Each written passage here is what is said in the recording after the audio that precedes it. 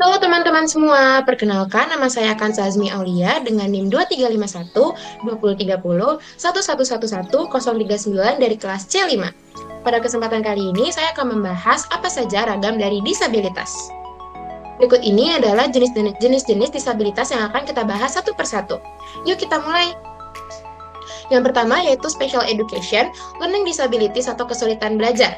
Merupakan gangguan spesifik yang menghambat kemampuan akademik tertentu, seperti membaca atau disleksia, menulis atau disgrafia, dan berhitung atau diskalkulia.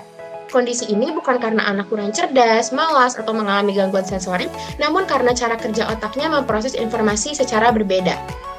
Adapun jenis-jenisnya, yang pertama yaitu disleksia, merupakan gangguan perkembangan syaraf yang bersifat herediter dan berlangsung sepanjang hidup, yang mempengaruhi kemampuan membaca dan menulis, serta berkaitan dengan kesulitan konsentrasi, memori jangka pendek, dan pengorganisasian diri. Yang kedua yaitu disgrafia, merupakan gangguan belajar yang mempengaruhi kemampuan menulis, seperti letter writing, planning, numeral writing, serta organizing atau sequencing. Dan yang terakhir yaitu diskalkulia, merupakan gangguan belajar spesifik yang mempengaruhi kemampuan memahami dan mengelola angka serta konsep matematika. Adapun tanda-tandanya yaitu sulit memahami dan menyusun urutan, sulit aplikasi rumus, sulit memahami konsep uang, dan lain sebagainya. Selanjutnya itu terdapat faktor penyebab. Yang pertama, genetik atau herediter, diturunkan dari keluarga hingga 50%. Lalu neurobiologis, yaitu perbedaan cara kerja otak, khususnya pada area untuk memproses bahasa, membaca, atau memahami kata. Lalu ada komorbid, yaitu kesulitan belajar muncul bersamaan dengan gangguan lain yang bersifat eksternal maupun internal, serta sosial, yaitu lingkungan sosial yang kurang memahami dapat memperberat kesulitan belajar. Selanjutnya yaitu ada Autism Spectrum Disorder atau ASD, merupakan gangguan perkembangan otak atau neurodevelopment yang mempengaruhi interaksi sosial, komunikasi, dan pola perilaku yang terbatas atau berulang. Cara untuk mendeteksi dininya dapat didiagnosis pada anak sebelum usia 2 tahun. Namun di Indonesia, sebagian besar anak ASD didiagnosis setelah usia 4 tahun. Adapun faktor penyebabnya dari faktor genetik dan fisiologis yaitu hereditas, mutasi genetik, anak kembar identik, serta mengalami kelainan bawaan seperti sindroma Fragile X. Adapun faktor lingkungan seperti usia orang tua yang sudah lanjut, berat badan yang rendah saat lahir, serta penyulit kehamilan dan kelahiran. Selanjutnya di sini terdapat gangguan dari ASD. Yang pertama yaitu gangguan interaksi sosial, seperti gangguan perilaku nonverbal berupa kontak mata, ekspresi wajah, dan bahasa tubuh, lalu ada tidak bermain dengan teman sebaya secara sesuai, dan kurangnya interaksi sosial timbal balik atau cenderung bermain sendiri. Lalu yang kedua ada gangguan komunikasi, yaitu keterlambatan bicara tanpa kompensasi mimik atau bahasa tubuh, kesulitan memulai dan mempertahankan komunikasi, serta penggunaan bahasa yang berulang atau tidak bermakna. Dan yang terakhir yaitu gangguan pola perilaku yang terbatas dan berulang, seperti minat terbatas dan berulang dengan intensitas yang tinggi, gerakan motorik berulang seperti flapping, dan ketertarikan berlebihan pada bagian benda. Selanjutnya yaitu ada disabilitas intelektual. Disabilitas intelektual terjadi ketika terdapat hambatan signifikan pada fungsi intelektual seperti penalaran dan problem solving, serta fungsi adaptif seperti kemandirian, komunikasi, dan sosial. Gangguan ini dapat bersifat kronik dan muncul bersamaan atau komorbid dengan gangguan mental, medis, atau fisik lainnya seperti depresi, kecemasan, autism, dan lain sebagainya. Adapun klasifikasinya, yang pertama yaitu ringan, mampu belajar kemandirian dasar, lalu sedang, membutuhkan dukungan terstruktur, serta berat dan sangat berat, yaitu membutuhkan bantuan sepanjang hidup. Adapun faktor penyebabnya, yang pertama yaitu biologis, seperti genetik, yaitu abnormalitas genetik atau kromosom, misalnya seperti trisomi 21 atau Down syndrome, kecelakaan, dan bahaya lingkungan. Lalu ada faktor dari sosial, yaitu status sosial ekonomi, sumber daya pendidikan, serta perawatan kesehatan. Selanjutnya di sini ada Attention Deficit Hyperactivity Disorder atau ADHD, yaitu gangguan perkembangan syaraf yang ditandai dengan kesulitan perhatian, pengendalian diri, dan kontrol impuls, serta tingkat aktivitas yang tinggi akibat perbedaan fungsi otak. Adapun faktor penyebabnya, yang pertama, area otak yang terkena dampak seperti abnormalitas pada lobus prefrontal, frontal, dan basal ganglia, lalu neurotransmitter yang terlibat seperti abnormalitas pada dopamin dan norepinefrin, dan faktor herediter yaitu adanya hubungan dengan saudara kandung, serta toksin dan medis yaitu adanya toksin pada masa prenatal atau perinatal seperti komplikasi saat melahirkan, berat badan bayi yang kurang, dan lain sebagainya.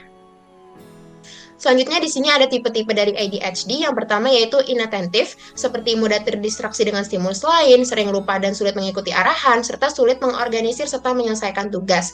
Lalu yang kedua ada hyperactivity, seperti tidak dapat duduk diam dan sering meninggalkan tempat duduk, tampak sangat aktif atau terus bergerak, serta kesulitan melakukan aktivitas atau permainan secara tenang. Dan yang terakhir yaitu ada impulsif, seperti sering menginterupsi orang lain atau menjawab sebelum pertanyaan selesai, kesulitan menunggu giliran atau mengantri, serta bertindak tanpa berpikir sehingga sering mengganggu orang lain.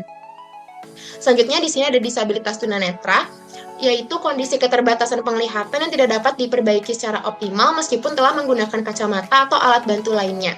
Kondisi ini ditandai dengan rendahnya ketajaman penglihatan serta terbatasnya luas pandang. Adapun faktor penyebabnya yaitu seperti katarak, keturunan, glaukoma, dan lain sebagainya. Adapun penyebab eksternalnya seperti infeksi virus atau bakteri, kanker atau tumor, trauma atau kecelakaan, dan lain sebagainya. Selanjutnya di sini terdapat klasifikasi dari tunanetra. Yang pertama ada the International Classification of Disease 2, yaitu gangguan penglihatan jauh dan gangguan penglihatan dekat. Lalu ada klasifikasi menurut Hallahan, Kaufman, dan Pullen, yaitu tunanetra total dan juga low vision, serta kategori lain seperti buta warna, juling, partially sighted salah satu mata yang mengalami ketunanetraan, serta tunanetra ganda. Selanjutnya di sini terdapat tunalaras, yaitu kondisi anak atau remaja yang mengalami gangguan emosi dan perilaku secara intens dan konsisten.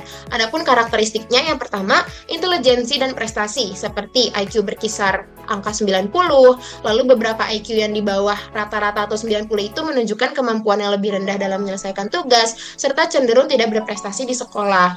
Lalu karakteristik yang kedua yaitu sosial dan emosional, seperti tingkah laku tidak terarah, gangguan kepribadian, serta tidak matang atau tidak dewasa dalam bersifat.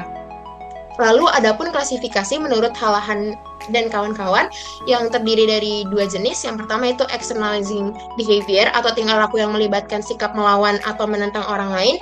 Yang kedua yaitu internalizing behavior, yaitu perilaku yang melibatkan konflik mental atau emosional seperti kecemasan dan depresi. Adapun faktor penyebabnya yang pertama yaitu biologis, dipengaruhi oleh faktor genetik, neurologis, biokimia, atau kombinasi di antaranya. Yang kedua yaitu faktor keluarga, seperti penerapan pola asuh yang tidak konsisten, penolakan dan pengabaian dari orang tua, hukuman fisik yang berlebihan, dan lain sebagainya. Lalu yang ketiga yaitu faktor sekolah, seperti pengalaman yang tidak menyenangkan, inkonsistensi pelaksanaan tata tertib, serta kepribadian guru yang negatif. Dan yang terakhir yaitu faktor budaya atau lingkungan, seperti tingkat kekerasan pada media, pergaulan yang menyimpang, serta hambatan dari peperangan dan kecelakaan nuklir. Selanjutnya di sini ada tunadaksa, yaitu kondisi keterbatasan fungsi fisik atau alat gerak seperti tulang, otot, sendi, atau syaraf yang bersifat menetap sehingga menghambat aktivitas dan memerlukan layanan khusus. Adapun karakteristiknya seperti keterbatasan gerak, gangguan koordinasi dan keseimbangan, serta kebutuhan alat bantu. Selanjutnya terdapat faktor penyebab seperti yang pertama faktor bawaan sejak lahir, yaitu kelainan genetik atau spina bifida, lalu kerusakan sistem syaraf, penyakit kronis dan degeneratif, serta faktor lingkungan dan kesehatan ibu selama kehamilan seperti obat-obatan dan juga gizi buruk. Selanjutnya di sini terdapat klasifikasi dari tunadaksa. Yang pertama yaitu gangguan neuromotor, yaitu gangguan fisik akibat kerusakan sistem syaraf pusat atau syaraf tepi yang mempengaruhi gerakan tubuh, seperti cerebral palsy, spina bifida, epilepsi, dan lain sebagainya. Lalu yang kedua yaitu gangguan ortopedik, yaitu gangguan pada otot, tulang, atau sendi tanpa kerusakan neurologis. Contohnya seperti muskular distrofi, skoliosis bawaan, dan lain sebagainya. Lalu yang terakhir yaitu kondisi lain, yaitu kondisi kesehatan kronis yang mempengaruhi aktivitas fisik dan partisipasi pendidikan. Contohnya seperti asma dan hemofilia. Selanjutnya di sini ada disabilitas tunarungu, yaitu kondisi gangguan pendengaran dari tingkat ringan hingga berat yang mempengaruhi kemampuan menerima dan memproses suara sehingga berdampak pada perkembangan bahasa dan komunikasi. Adapun faktor penyebabnya yaitu yang pertama genetik, diturunkan dari salah satu atau kedua orang tua, dan yang kedua yaitu lingkungan seperti terpapar bakteri, virus, bahan beracun, trauma, dan infeksi saat hamil atau melahirkan. Selanjutnya di sini ada klasifikasi tunarungu.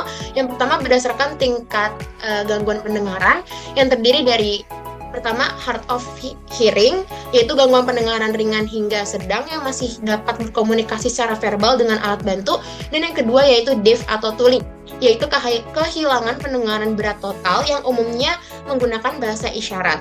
Lalu klasifikasi yang kedua yaitu berdasarkan waktu terjadinya.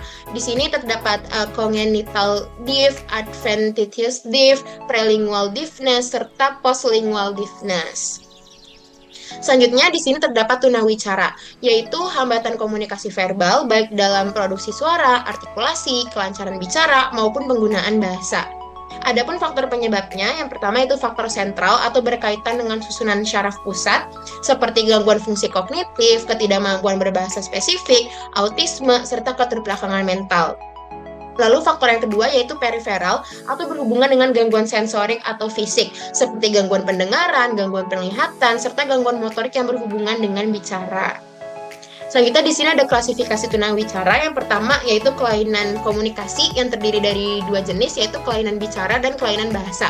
Dan kelainan bicara ini terdiri dari kelainan suara seperti terganggunya kualitas suara. Lalu yang kedua yaitu kelainan artikulasi seperti bunyi kata terdistorsi, mensubstitusi bunyi kata, menambah bunyi kata yang tidak relevan, serta menghilangkan bunyi pada sebuah kata. Lalu yang ketiga yaitu gangguan kelancaran bicara, seperti ketidakteraturan dalam timing bicara, atau yang biasa disebut gagap, dan juga cluttering atau bicara sangat cepat. Lalu yang kedua yaitu kelainan bahasa atau ketidakmampuan dalam menggunakan kata-kata yang terdiri dari dua jenis. Yang pertama yaitu apasia reseptif, yaitu kesulitan memahami bahasa lisan meskipun kemampuan berbicara lancar, serta apasia ekspresif, yaitu tidak mampu menemukan kata yang tepat untuk mengekspresikan suatu ide atau berkomunikasi secara verbal. Lalu klasifikasi yang kedua yaitu variasi dalam komunikasi. Di sini terdiri dari dua jenis, yaitu perbedaan komunikasi dialek dan komunikasi tambahan. Komunikasi dialek atau dialek ini bukan termasuk tunawicara, melainkan variasi sistem bahasa yang dipengaruhi oleh latar belakang daerah, sosial, atau etnis. Sedangkan kalau komunikasi tambahan itu merupakan sistem yang digunakan untuk melengkapi keterampilan komunikasi. Baik, sekian yang dapat saya jelaskan mengenai ragam-ragam dari disabilitas. Kurang lebihnya mohon maaf. Terima kasih.